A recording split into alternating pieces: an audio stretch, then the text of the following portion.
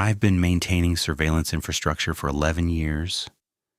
Before this facility, I did 4 years with a private corrections contractor and 3 with a logistics company that ran bonded warehouse operations across the Pacific Northwest. I hold current certifications in Axis, Milestone, and Genie Tech platforms, and I've done enough custom integration work with Honeywell and Bosch hardware that I stopped listing individual product lines on my resume around 2019. I say this not to establish authority, but to make something clear at the outset. I understand how these systems work. Not at the level of a hobbyist or a night shift guard who learned which buttons to push. I understand them at the level of signal architecture, of encoding pipelines and transport protocols, and the precise tolerances within which digital video must operate to be considered forensically viable. This matters. What I'm going to describe only makes sense if you understand that I am not someone who would confuse a software artifact with something else. The facility is a materials research installation operated under contract for a federal agency I'm not going to name. It sits on 14 acres of cleared land about 40 minutes outside of a small city in the inland Northwest, and the main building is a single-story structure with a partial basement level, roughly 42,000 square feet, divided into laboratory modules, clean rooms, storage vaults, and administrative space.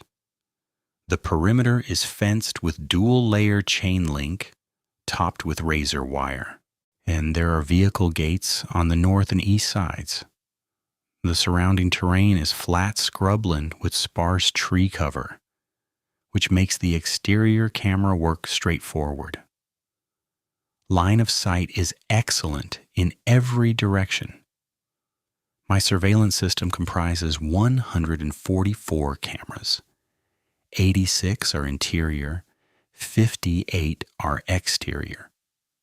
The interior cameras are a mix of Axis P-Series fixed domes and Bosch Flexidome units, mostly running at 1080p with a handful of 4K units in the vault corridors and the main clean room. Exterior cameras are Axis Q-Series bullet cameras with IR illumination, rated for the temperature extremes we get out here, which range from about 105 in August to negative 15 in January. And everything feeds into a Milestone X-Protect corporate VMS, running on a dedicated server cluster in the IT room, adjacent to my monitoring station. Storage is on a Synology rack station array, with enough capacity for 90 days of continuous recording at current resolution and frame rate settings. The entire system runs on a closed network, air-gapped from the facility's administrative LAN, and completely disconnected from the internet.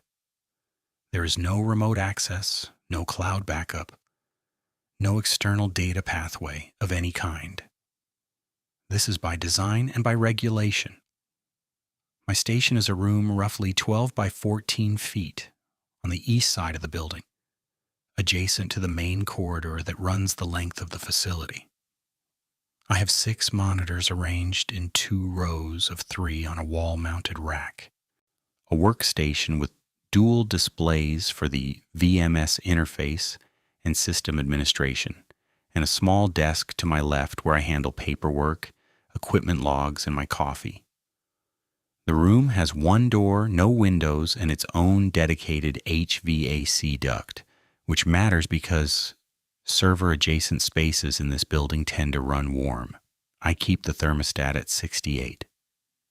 The overhead lighting is standard fluorescent, 2 4-foot fixtures, and I also have a desk lamp I rarely use. My shift is 6 in the morning to 6 in the evening, Monday through Friday. A contract guard service handles overnight and weekend monitoring. But their responsibility is limited to watching the feeds and calling the on-site security manager if something triggers an alert. They don't touch the system. Configuration, maintenance, updates, hardware swaps, recording verification, and forensic review all fall to me. On a typical day, I arrive at 5:50, badge in through the east vehicle gate, park in the small lot adjacent to the building's east entrance, badge in again through the man trap, and walk about 120 feet of corridor to my station. I power up my workstation if it's been shut down, though usually I leave it running. I check the system dashboard for any alerts or recording gaps that occurred overnight. I pull a random sample of footage from the previous 24 hours and verify image quality, timestamp accuracy, and storage write integrity. This takes about 45 minutes. Then I settle into the day's monitoring rotation and whatever maintenance tasks are on the schedule. That is the world this story takes place in. Clean, cool, fluorescent, systematic. Everything labeled, everything logged, everything where it should be. It was a Wednesday in the second week of February when I first noticed something I couldn't immediately file. I want to be careful about the word noticed, because in this line of work, noticing is the entire job, and most of what you notice is nothing. A shadow shifts on an exterior camera because a cloud moved. A door appears to open on its own because someone on the other side pushed it and stepped back before entering the frame. Motion detection triggers on a hallway camera because the HVAC cycled and moved a piece of paper taped to a wall. You learn very quickly that surveillance systems produce a constant stream of almost anomalies. And the skill is not in spotting them, but in correctly and efficiently categorizing them as mundane. So when I say I notice something, I mean that the normal categorization process stalled. I was watching Camera 47, which covers a section of the main corridor outside the laboratory modules on the south side. It's a fixed dome, ceiling mounted with a fairly wide field of view. The corridor is about 8 feet wide at that point, with gray vinyl composite tile on the floor and painted drywall walls.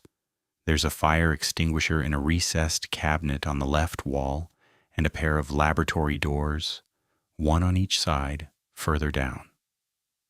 At approximately 9:14 in the morning, I saw Dr. Elaine Varma walk into frame from the left, heading east toward the clean room wing. She was carrying a tablet and what appeared to be a sample case, the small, rigid kind with the foam interior. I noted this passively. Dr. Varma is a regular presence in that corridor, when she passes camera 47 multiple times a day. About 3 seconds later, I heard her footsteps in the main corridor outside my station door. My door was closed, as it usually is, but the walls in this section are standard commercial construction, not the reinforced partitions used in the lab modules, and sound transmits through them with reasonable clarity. I heard the footsteps approach from the left, pass my door, and continue to the right. The cadence and weight were consistent with Dr. Varma, who wears hard-soled shoes that produce a distinct sound on the tile. What I'd seen on camera 47 was Dr. Varma walking past that camera's position. What I then heard, approximately 3 seconds later, was Dr. Varma walking past my door. The distance between camera 47's position and my door is roughly 60 feet. Dr. Varma walks at a normal pace, at a comfortable walking speed of about 3 to 3.5 miles per hour, covering 60 feet, would take approximately 12 to 13 seconds. She appeared on camera 3 seconds before I heard her pass my door. But the physical distance meant she should have appeared on camera about 12 seconds before she reached me, not 3. I want to describe my exact internal response to this, because it's important for understanding everything that follows. I did not feel alarmed. I did not feel curious in any particularly energized way. What I felt was the mild professional irritation of encountering a discrepancy I would probably need to investigate and would probably turn out to be a time sync drift between the camera's clock and the system clock. This is a known issue. Cameras have internal clocks that can drift relative to the NTP server that synchronizes the VMS. If camera 47's internal clock had drifted a few seconds ahead, the live feed would display with a slight temporal offset. The video data would be correctly time-stamped at the server level during recording, but the live view on my monitor could theoretically appear slightly advanced relative to real time. I made a note to check the NTP synchronization logs for camera 47 and moved on. I checked the logs that afternoon. Camera 47 was synchronized to the NTP server within 40 milliseconds, well within acceptable tolerance. Every camera on the system was within 100 milliseconds. I ran a manual sync anyway, forcing all cameras to repoll the time server and confirmed the updates. And I noted this in my maintenance log and considered the matter closed. It was not closed. Over the following several days, I began to notice the same type of discrepancy on other cameras, always in the same direction. The video feed would show an event, and then the corresponding real-world evidence of that event, audible or visible through direct observation, would follow a few seconds later. I want to emphasize that these were not dramatic events. They were the small, continuous happenings that constitute normal life in a facility like this.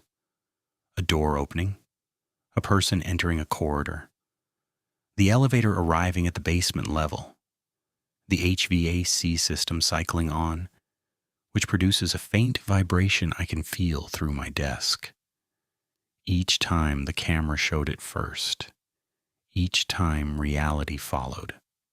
I didn't start tracking it formally until the following Monday. By then I had noticed the pattern on cameras in at least 4 different sections of the building, and on both interior and exterior units, which was significant because the interior and exterior cameras are different hardware models from different manufacturers running different firmware.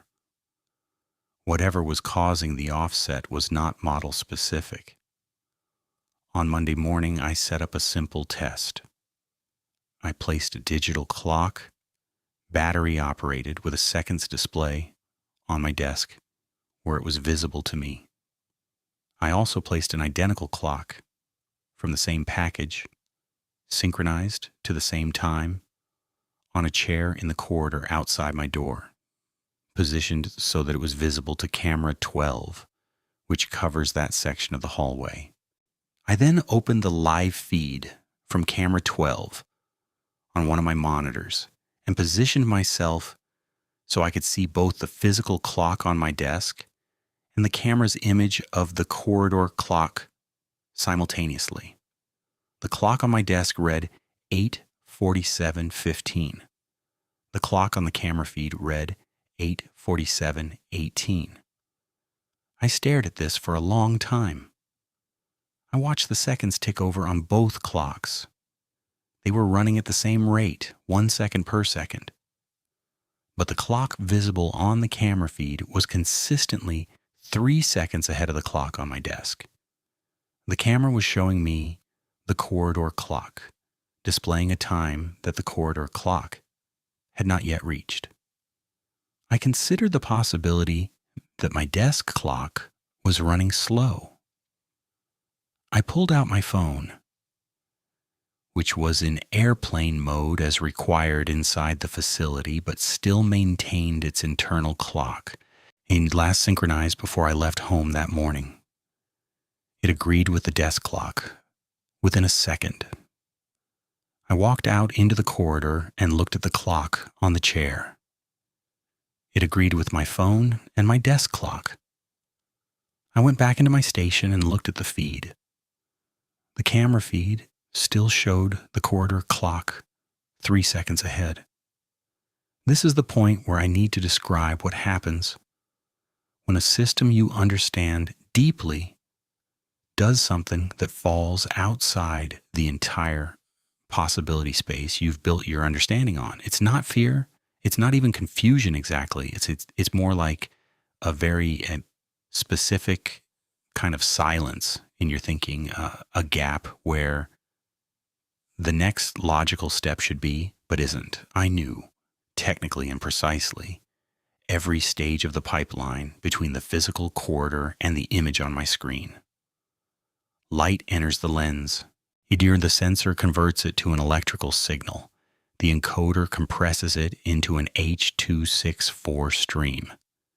The stream is transmitted over Cat6 cabling to the network switch. The switch routes it to the server. The VMS software decodes it and renders it on my monitor. Every one of those stages introduces latency.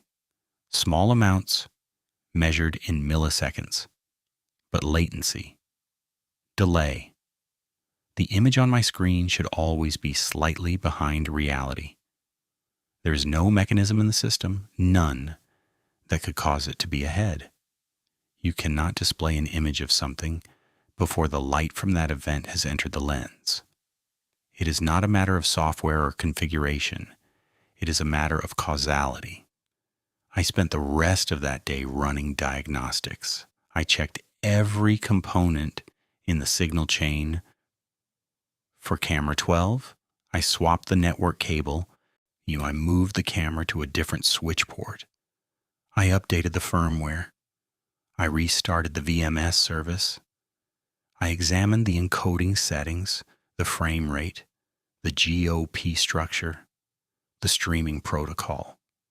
Everything was nominal. Everything was configured exactly as it should be. And the feed continued to show the corridor clock 3 seconds ahead. On Tuesday, I expanded the test. I set up synchronized clocks in front of 6 different cameras across the facility, choosing a range of models, locations, and network paths. I checked each one from my station. Every single feed showed its respective clock 3 seconds ahead of real time. Not 2.8, not 3.4, 3 seconds, consistent across all 6 cameras, regardless of hardware, location, or network topology. I documented all of this in my personal log, which I keep separate from the official maintenance records. In the official log, I noted only that I conducted routine time sync verification and that all systems were within tolerance. This was technically true. The NTP logs, the server timestamps, the recording metadata, all of it showed a perfect synchronization. The 3-second discrepancy existed only in the live feed. In the real-time image rendered on my monitors, if I pulled recorded footage from any of these cameras and played it back, the timestamps were accurate. The playback showed events at the correct time. The anomaly was present only in the live view, only in the present tense. I want to pause here and describe what it's like to sit in a monitoring station watching feeds that show you what's about to happen. It's not like what you might imagine, and there's no sense of power or prescience. The advanced window is 3 seconds. 3 seconds is long enough to notice, but too short to meaningfully act on. You see a door begin to open on screen, and then 3 seconds later, you hear it open through the wall. You see a person round a corner, and then they round it. You see the elevator indicator change, and then it changes. It creates a peculiar doubling effect in your perception, a constant low-grade sense of déjà vu that never resolves because it never stops. After the first hour of confirmed awareness, I developed a mild headache that settled behind my eyes and stayed there for 3 days. The following week, I began a more structured series of experiments. I want to describe these in some detail because the results are what moved this from a system anomaly to something else entirely. On Wednesday, I conducted what I thought of as the spontaneous action test. I sat at my workstation with the live feed from camera 12 on one monitor, showing the corridor outside my door. I waited until the corridor was empty. Then, at a moment of my choosing with no predetermined timing, I stood up, opened my door, stepped into the corridor, raised my right hand, and stepped back inside. I timed the test using the clock on my desk. I reviewed the feed. The footage showed me stepping into the corridor, raising my hand, and stepping back inside. The timestamp on the footage was 3 seconds before I actually did it. I had been watching the live feed as I made the decision to stand up, and I had not seen myself in the corridor before I actually went out there. But the recorded footage, when played back, each showed the event 3 seconds early. This introduced a new problem. During live viewing, I was seeing events in the corridor 3 seconds before they happened. But I was not seeing my own future actions on the monitor before I performed them. The system appeared to be predictive for events I was not involved in, and contemporaneous, or perhaps very slightly delayed, for events I initiated while watching. I didn't know what to do with this, so I designed a variation. On Thursday, I asked Marcus Webb, one of the laboratory technicians, to help me with what I described as a camera calibration test. I told him I needed him to walk down the south corridor at a normal pace at a specific time so I could verify frame rate and motion rendering. Marcus is an agreeable person and didn't question this. Sir, I told him to start walking at exactly 10:15, which I confirmed with him by synchronizing our watches. At 10:15, I was watching the live feed from camera 47. At approximately 10:14 and 57 seconds, 3 seconds early, Marcus appeared on camera, walking east at a normal pace. I then heard him and passed my station approximately 12 seconds later, consistent with the actual physical distance. The feed had shown him 3 seconds before he entered the camera's real field of view. I confirmed this by checking the corridor clock test, which was still running. The predictive offset was holding at exactly 3 seconds. But here was the part that made me set down my coffee and not pick it up again for a long time. When I reviewed the recorded footage from that test, when the timestamp on Marcus's appearance was correct, it matched real time, not the 3-second advance I had observed in the live feed. The recording and the live view were now showing different things. The live feed was 3 seconds ahead. The recording was accurate. They were the same camera, the same encoder, the same data stream. The VMS was simultaneously writing a correct time recording and displaying an advanced time live view from an identical source, which is not how video management systems work. There is one stream, it is decoded once, it is displayed and recorded from the same decoded output. You cannot have two different temporal versions of the same data without two different data sources. I spent that evening well past the end of my shift, examining the VMS architecture in a way I never had before. I pulled up the database schema. I examined the media pipeline at the code level, which I had access to, because part of my role involves custom scripting for integration with the access control system. The Milestone X-Protect platform uses a media server process that receives the camera streams and distributes them to recording storage and a client display simultaneously. There is no buffer, no secondary processing path, no mechanism for temporal divergence between the live view and the recording. They are the same data. I verified this by packet capturing the stream from camera 12 at the switch and comparing it to both the live display and the recording. The raw packet data matched the recording. It did not match the live display. The live display was showing data that was not present in the network stream. I'm going to write that again because I want to make sure it's clear. The camera was sending data that corresponded to real time. The server was recording that data correctly, but the live view on my monitor was displaying video that did not exist in the data stream. The monitor was showing me something that the camera had not yet captured, that the network had not yet transported, and that the server had not yet processed.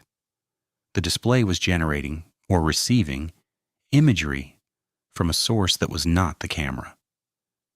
I checked the monitors themselves.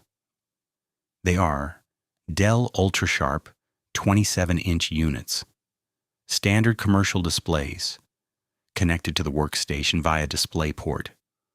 They have no network connectivity, no wireless capability, no independent processing beyond basic panel driving. In fact, they receive a video signal from the graphics card and display it. They are incapable of displaying content that was not sent to them by the workstation. I verified the display output by running a screen capture on the workstation itself, which records exactly what the graphics card is sending to the monitors. The screen capture showed the same 3-second advanced feed that I was seeing on the physical monitors.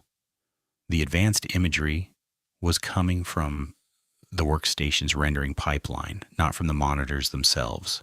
So the anomaly was somewhere between the VMS software's stream decoding and its display rendering, except I had already examined that pipeline and found nothing.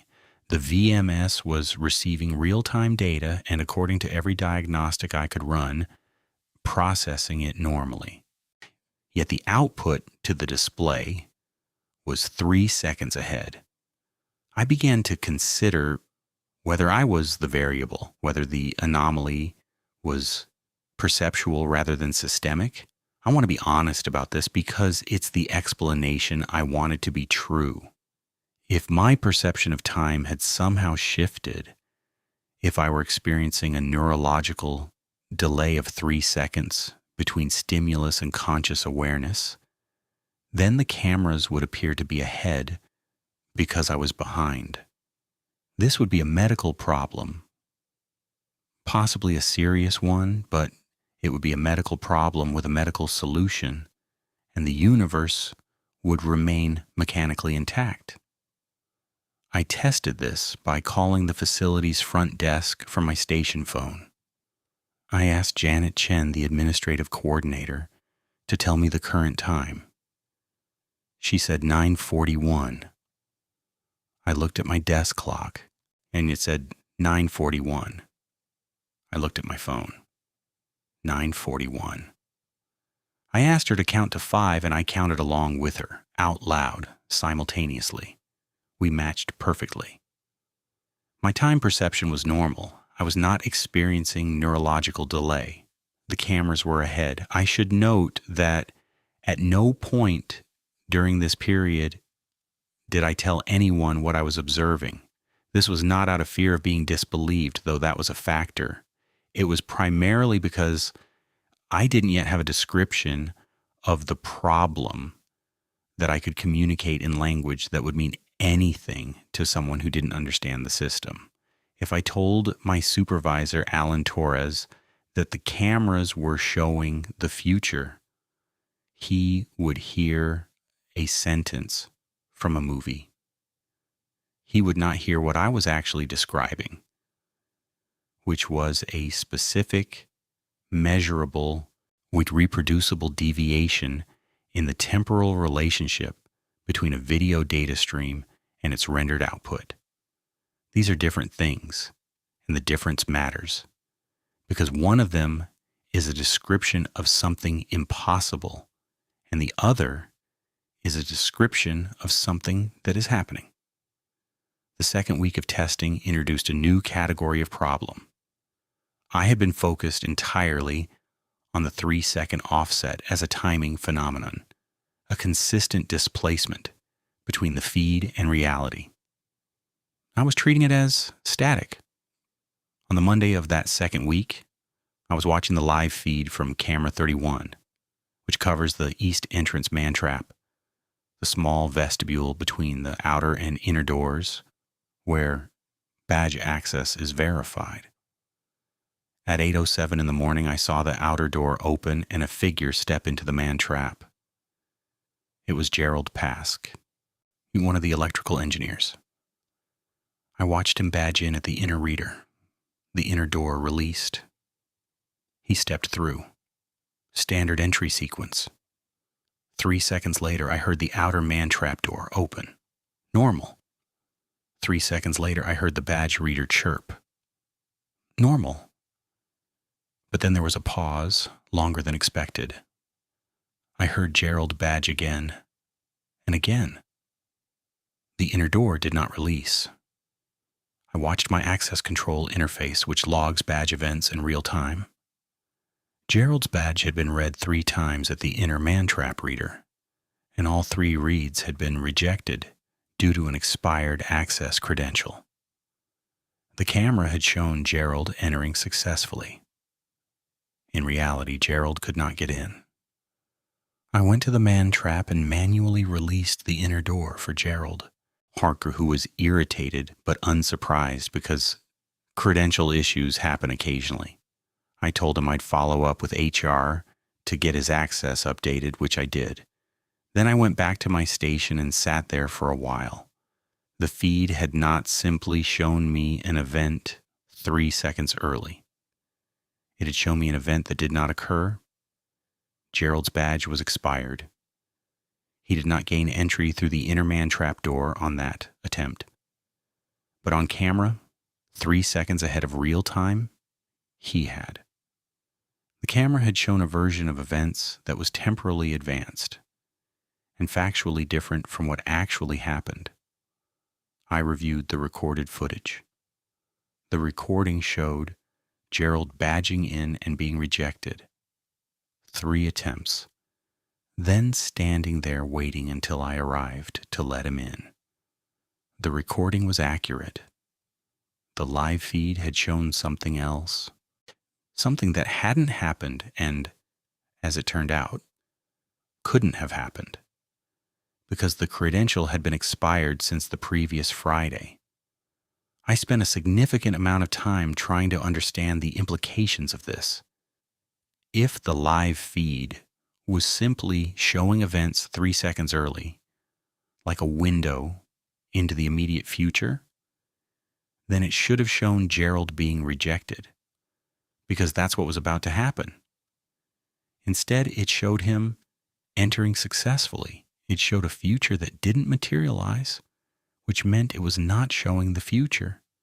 It was showing something else, a possible future, a probable future, a version of events that would have occurred if a particular variable, the expired badge, had been different. And I considered this with the same careful technical attention I gave everything else, when the feed was showing the correct future, and something between the feed's prediction and reality had changed. This thought was the one that produced in me the first sensation I would describe as something beyond professional discomfort. Because if the feed was showing a correct future that then failed to materialize, the question was not why the feed was wrong. The question was why reality deviated from what the feed showed. And that question inverts the entire causal relationship between observation and event. It makes the feed primary and reality secondary. It suggests that reality is the thing that malfunctioned. I did not write this thought down. Over the following days, I watched for more divergences between the live feed and subsequent reality, and I found them, but they were small. I had a person turning left where the feed showed them turning right. A light flickering on camera but remaining steady in actuality. A door closing completely on the feed, but catching on its pneumatic closer and remaining slightly ajar in the real corridor. Each divergence was minor. Each was within the range of things that could be attributed to the inherent uncertainty of any complex system. But collectively, they established a clear pattern. The live feed was not showing the future. It was showing a future, one that was very close to what actually happened, but not identical. The 3-second offset was reliable. The content within that offset was approximately, but not perfectly accurate. This raised a question I was not equipped to answer, which was, what was I actually looking at? If the feed was not a temporally displaced version of the actual camera data, and the packet captures proved it wasn't, then the imagery on my monitors was being generated by something. It had to come from somewhere. It was high resolution, correctly lit, populated with real people who were really in the facility doing things they were really about to do, more or less. It wasn't random. It wasn't noise.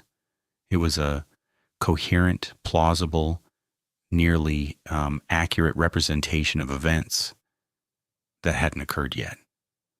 Something was constructing these images. Something was rendering a simulation of the near future with high but imperfect fidelity and feeding it into my display pipeline.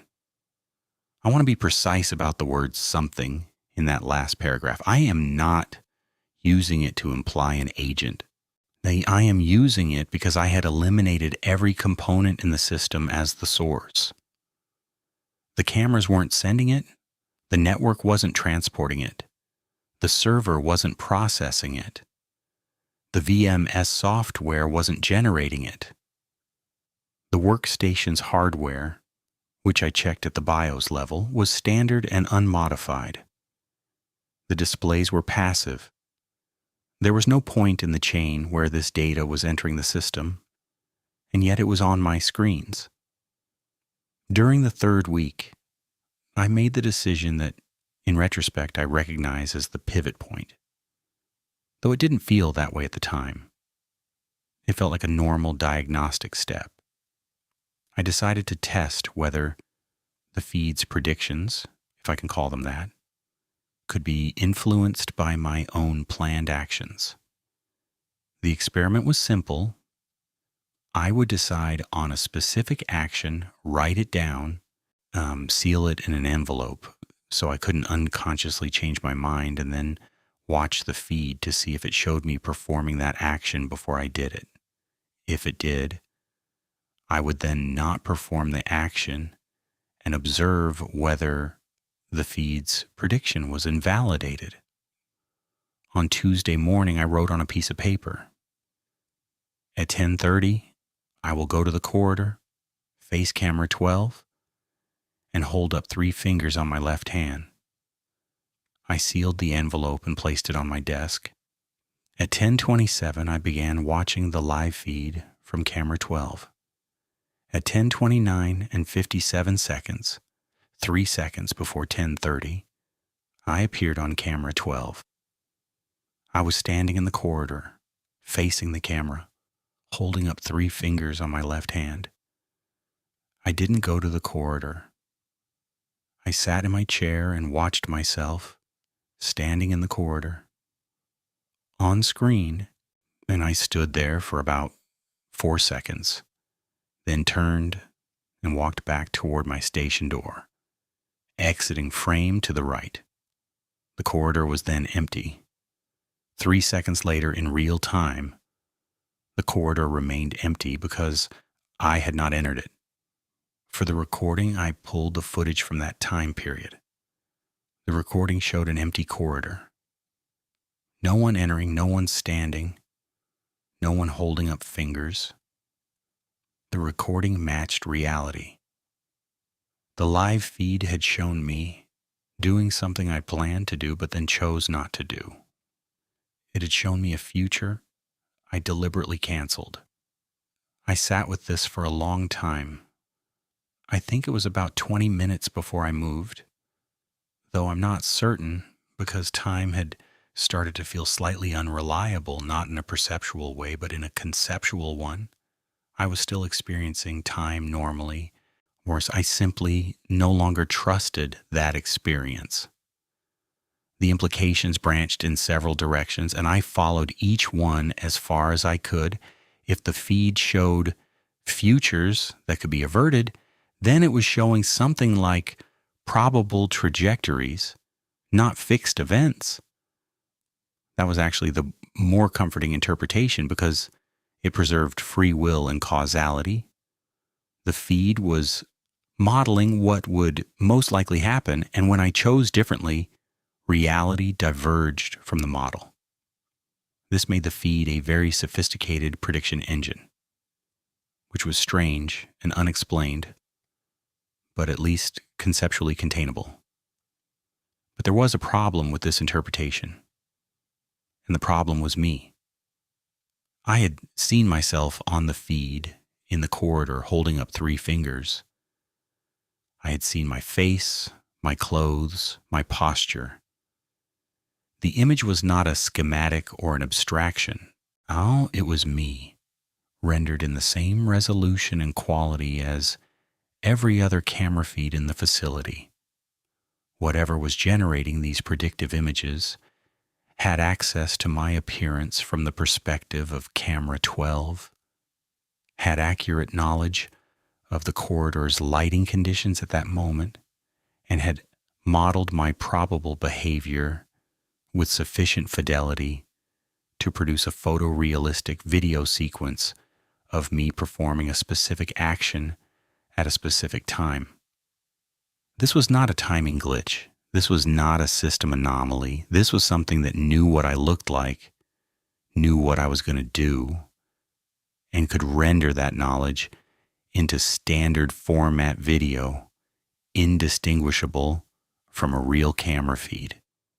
The computational requirements alone were staggering. The informational requirements were worse. On Wednesday, I did not go into work. I called in sick, which I have done fewer than 10 times in 11 years. I spent the day at home. I did not watch television, use my computer, or look at any screen. I sat in my living room and thought about cameras. I returned on Thursday and conducted 2 more envelope tests. In the first, I planned to walk to the corridor and wave. The feed showed me doing it. I did not do it. The recording showed nothing. In the second, I planned to walk to the corridor, and this time I did. The feed showed me, 3 seconds early, entering the corridor and waving. But I didn't wave. I stood there with my arms at my sides. The feed had shown me waving. I chose not to wave. The recording showed what actually happened. Me standing in the corridor with my arms at my sides. So the feed's prediction of my deliberate behavior was accurate when I followed through and inaccurate when I deviated. But the deviations were small. The feed had me in the right place at the right time, doing approximately the right thing. It was as if the feed had access to the broad plan, but not to the final moment of execution details. It could predict that I would go to the corridor because I decided to go, but it couldn't predict that I would suppress the wave because that decision was made in the last second. Or alternatively, the feed was not predicting at all. It was projecting, displaying not what would happen, but what should happen according to some framework I wasn't party to. And when reality deviated from that projection, it was reality that was the aberration. Like, I want to record something about my emotional state at this point because I think it's relevant. I was not frightened. I was exhausted. The distinction matters because fear is a response to threat. And I did not feel threatened. I felt the specific, bone-deep tiredness of a person who has been doing very careful mental work for an extended period without reaching a conclusion. It's the fatigue of a system administrator troubleshooting an intermittent fault that only manifests under conditions you can't fully reproduce. Except the fault was in the relationship between time and reality. And the system I was troubleshooting was either my surveillance infrastructure or the universe, and I genuinely did not know which. In the 4th week, the system began doing something new. I arrived on Monday morning at my usual time. We went through my usual entry process and sat down at my station. I brought up the standard monitoring layout on my 6 wall monitors, a rotating grid of camera feeds that cycles through all 144 cameras in groups of 12, switching every 30 seconds. I glanced at the feeds while my workstation booted up. The images were normal: corridors, labs, exterior views. Normal activity for 8 in the morning. People arriving, lights coming on, the day beginning. Then I noticed that camera 91, an exterior unit covering the north parking area, was showing a vehicle I didn't recognize. A dark blue SUV parked in the 2nd row. I looked at it for a moment, noted it as slightly unusual since the north lot is used primarily by laboratory staff and I knew most of their vehicles, and moved on. About 20 minutes later, I cycled back to camera 91. The dark blue SUV was gone. This was mildly surprising because the access log showed no vehicle exits from the north gate in that time window. I rewound the recording. The recording showed the north lot without the dark blue SUV. It had never been there. The live feed had shown me a vehicle that did not exist. Previously, the feed had shown events that were temporally displaced, things that were about to happen, shown 3 seconds early. Then it had shown plausible events that didn't quite materialize as shown. Now it was showing objects that were not present at all in any time frame. The SUV had not arrived and then left. It had never been in the lot. I checked every recording from every exterior camera for the preceding 12 hours, where no dark blue SUV had entered the facility at any point. Over the next 3 days, these phantom elements appeared with increasing frequency, not dramatically, not in ways that would be obvious to a casual viewer, a coffee cup on a desk, in a laboratory that wasn't there in person. A door propped open that was actually closed. A light on in a room that was actually dark. Each one was minor. Each one was the kind of small detail you'd miss if you weren't looking for it. But I was looking, and I found them. And they accumulated into a clear conclusion. The live feed was no longer showing a displaced or predicted version of reality. It was showing a different version of reality. One that was mostly the same, but differed in small, specific seemingly random details. On Thursday of that week, the feed showed a person. Your camera 23 covers a section of the basement corridor near the environmental control room. At 2:17 in the afternoon, a woman walked through the frame. She was wearing a white lab coat, dark hair pulled back, carrying a clipboard. She walked from left to right at a normal pace and exited the frame. I did not recognize her. I checked the access log. No one had entered the basement level since 11:30 that morning, when Marcus Webb had gone down to check on a ventilation unit. I pulled the recording. The recording showed an empty corridor. I called the front desk and asked Janet to check the visitor log. No visitors were on site. I checked the employee directory. No one matching the woman's description worked at the facility. The live feed had shown me a person who did not exist. I need to describe what this was like with some care, because the obvious reaction, the movie reaction, would be shock or horror, and that's not what I experienced. What I experienced was more like the feeling of arriving at the end of a very long equation and finding that the answer is in a notation system you've never seen before. The answer is there. It's definitive, but you can't read it. The woman on camera 23 was not a ghost. I do not believe in ghosts. She was not a glitch. I have seen thousands of glitches, and they look nothing like a photorealistic, correctly lit, naturally moving human being walking through a corridor at a normal pace.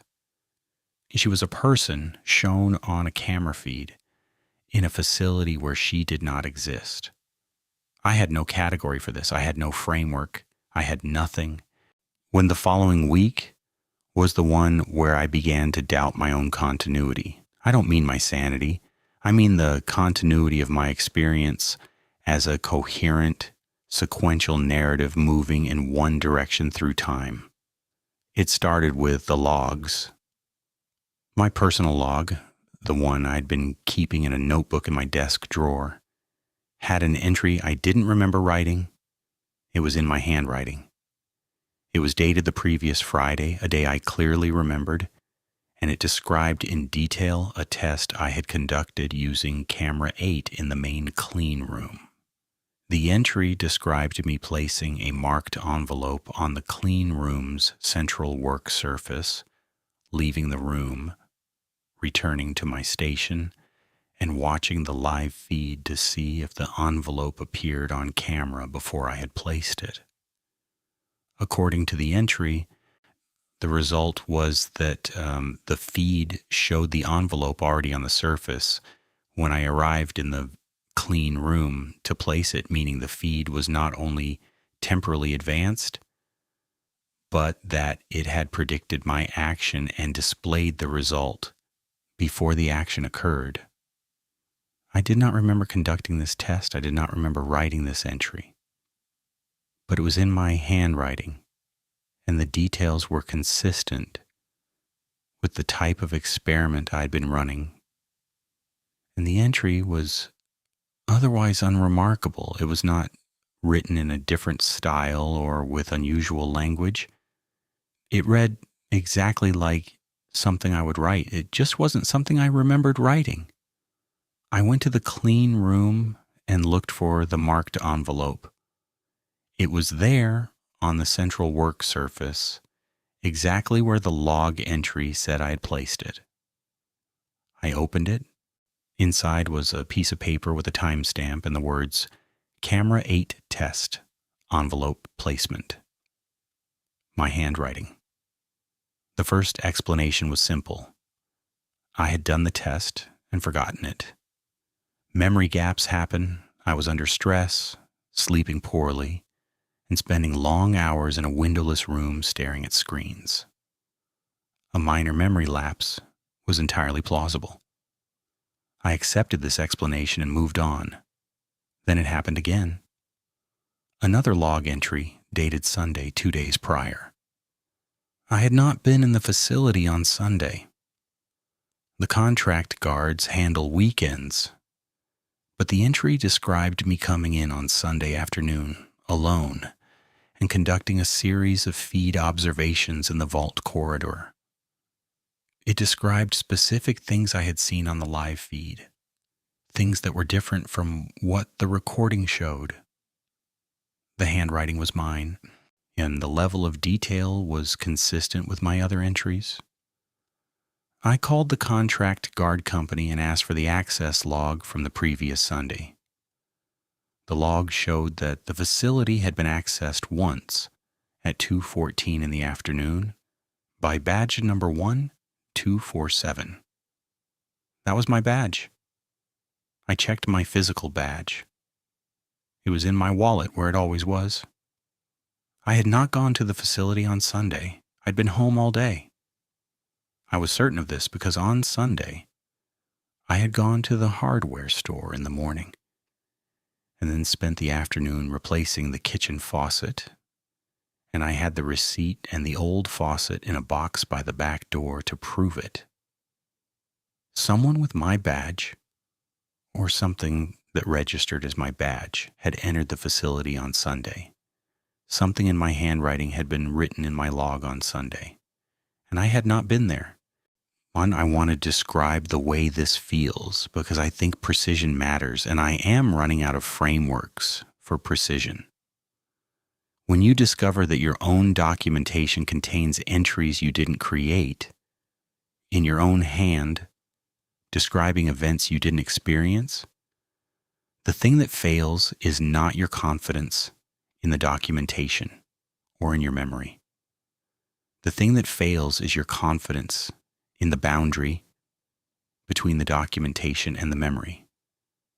You realize that you have been treating your written log and your experiential memory as two independent records that can be cross-referenced to establish truth. But if one of them can be altered without your knowledge, then the cross-reference collapses and you no longer have a method for determining what happened.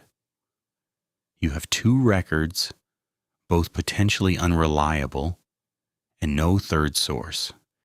Except I did have a third source. I had the recordings. I pulled the vault corridor recordings from Sunday afternoon. They showed the corridor empty for the entire afternoon. No one entered. The recordings contradicted the access log, which showed my badge entering. The recordings contradicted my written log, which described me conducting observations.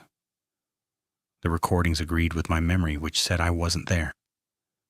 But I had already established weeks ago that the recordings were accurate and the live feeds were anomalous. The recordings were the one reliable data source.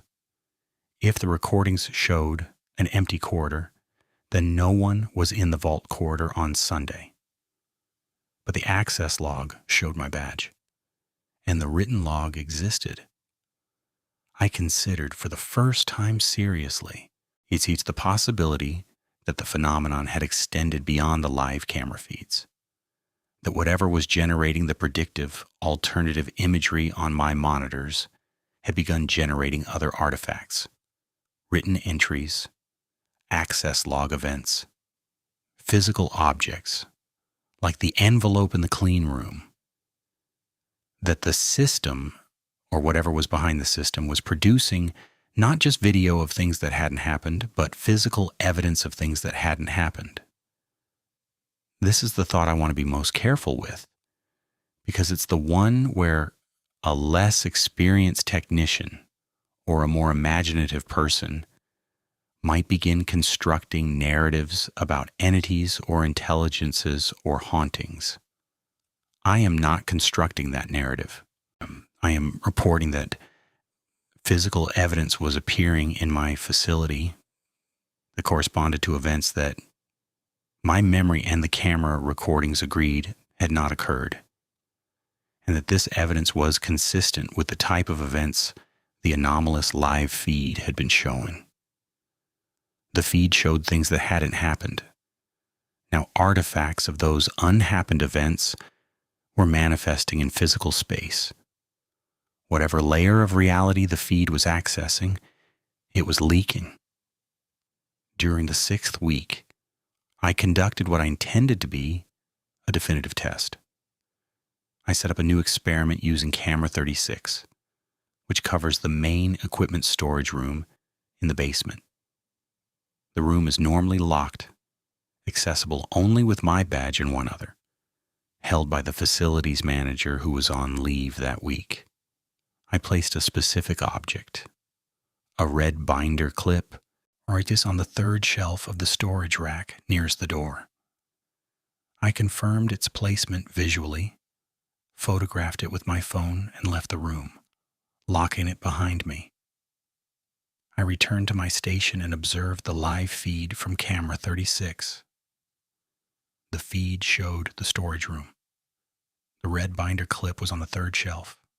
Normal. Then, as I watched, the feed showed the binder clip moving, not falling, not being knocked by vibration, moving laterally, sliding from the center of the shelf to the left edge as if pushed by an invisible hand. The movement was smooth and took about 2 seconds.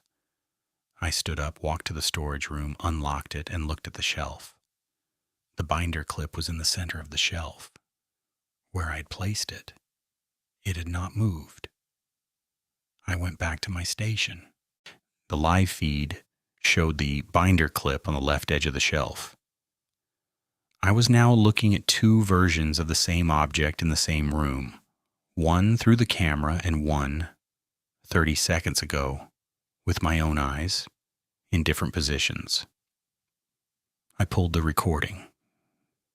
The recording showed the binder clip in the center of the shelf, stationary. The live feed continued to show it on the left edge. I went back to the storage room. The binder clip was in the center of the shelf. I picked it up and moved it to the left edge, matching the position shown on the live feed. I went back to my station.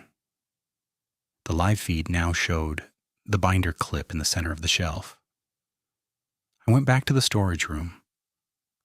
The binder clip was on the left edge, where I had just placed it. The feed was now showing the previous position.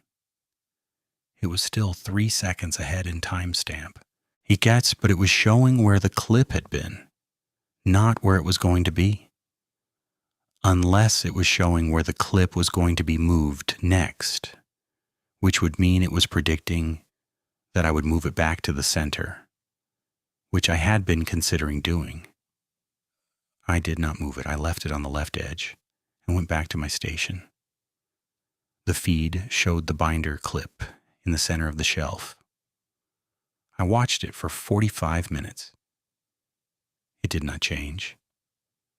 The feed was showing a state that contradicted the physical state I had just confirmed. It was not 3 seconds ahead. It was not predicting. It was showing something that was not true and had no apparent intention of becoming true. At this point, the 3-second rule, which had been the one constant, the one measurable parameter I could anchor my understanding to, was gone.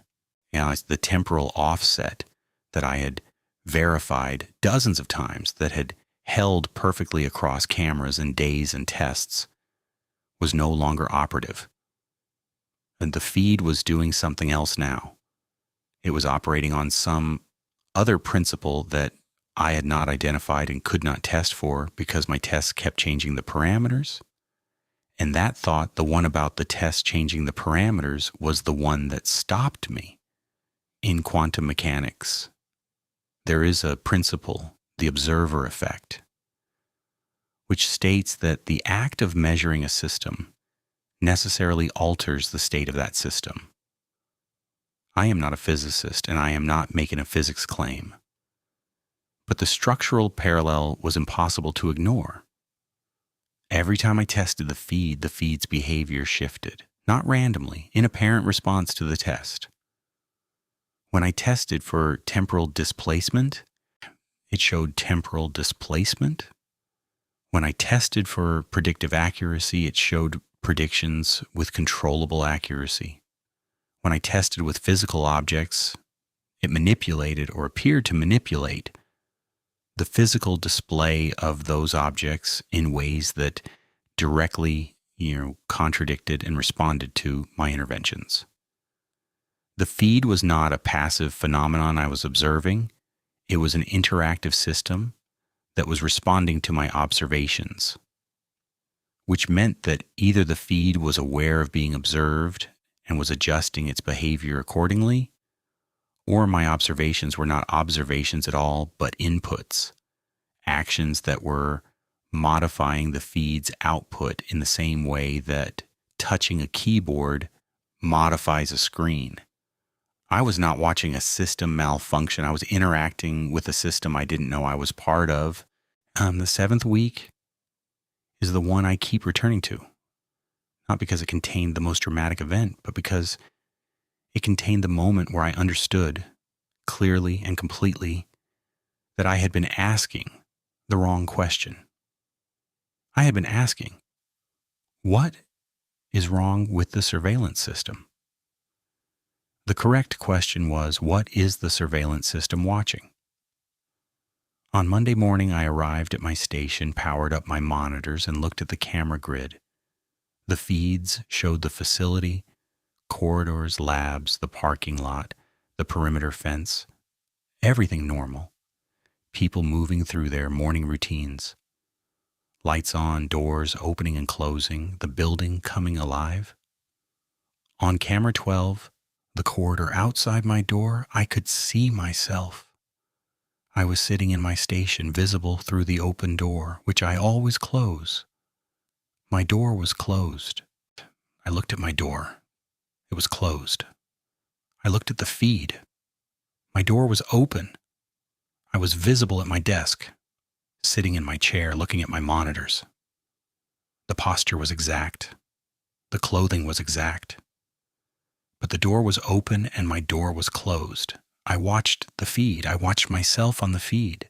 The version of me on the feed reached for his coffee cup and picked it up and drank. I looked at my coffee cup. I had not touched it yet. I picked it up and drank. The motion felt normal. It felt like my own action.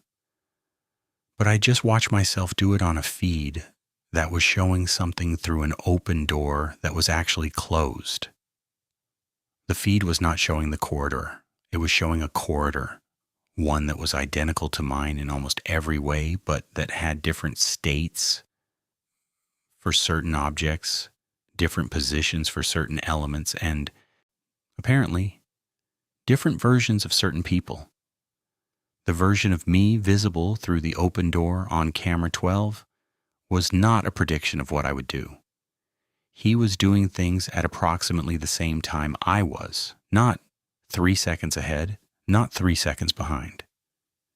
He was parallel. I closed my eyes and sat still for about a minute. Then I opened them and looked at the feed.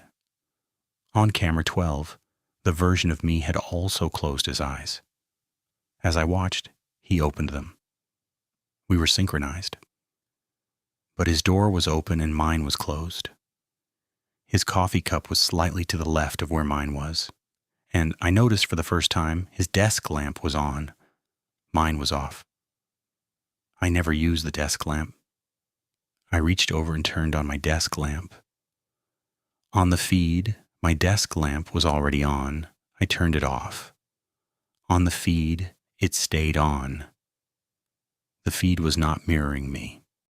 It was showing someone who was nearly me, in a room that was nearly mine, doing things that were nearly what I was doing. The convergence was high but imperfect. The 3-second advance was gone. The predictive element was gone. What was left was a parallel feed of a parallel space occupied by a parallel version of myself, and I was watching it on the monitors of the real surveillance system of the real facility where I really worked. I spent the rest of that day watching. I watched myself, the other myself, move through a day that closely mirrored my own. He conducted his morning system check. He reviewed footage.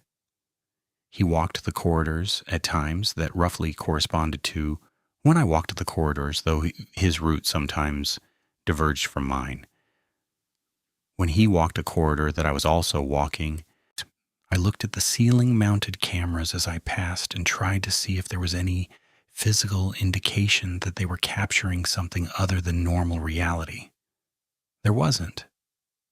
They were cameras, small white domes, red LED indicators confirming operation, mounted on standard ceiling brackets, ordinary.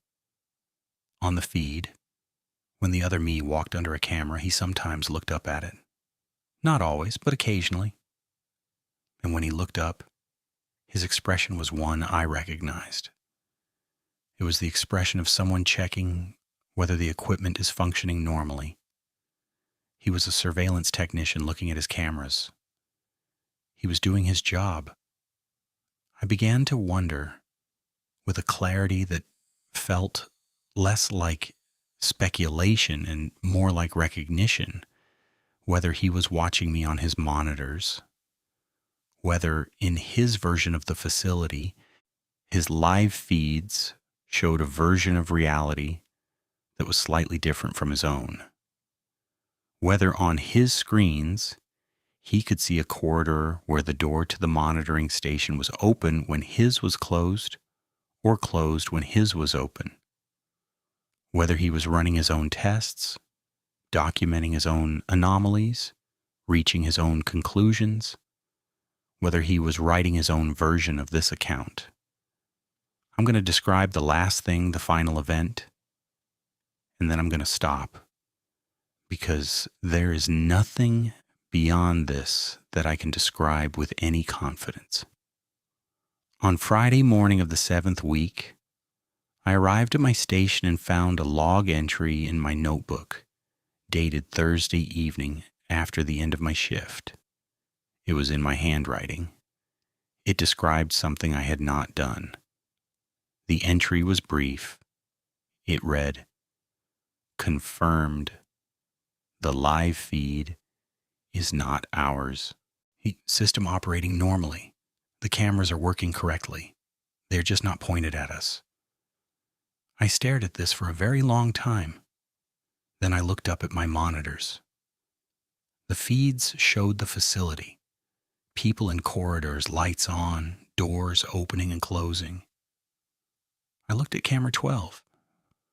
The corridor outside my door. It was empty. I opened my door and looked into the corridor. It was empty. For the first time in 7 weeks, the live feed and reality matched perfectly. Every camera, every angle, every detail. I spent the entire day checking. No temporal offset, no phantom objects, no divergent states, no parallel figures. The feed showed exactly what the cameras were capturing in real time with no discrepancy of any kind. Everything was normal. I don't know how to end this except with the thought that has been with me every day since. There's the one I cannot resolve and cannot stop considering. If the cameras were, for 7 weeks, showing a feed from somewhere else, from some parallel or adjacent version of this facility, then the correction, the return to normal, could mean one of two things.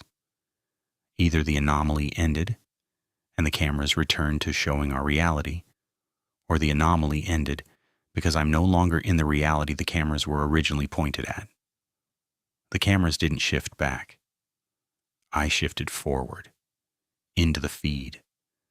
And the cameras have been showing this place, this version, correctly all along. There is no test I can design that would distinguish between these two possibilities. I have tried. I have been trying for weeks.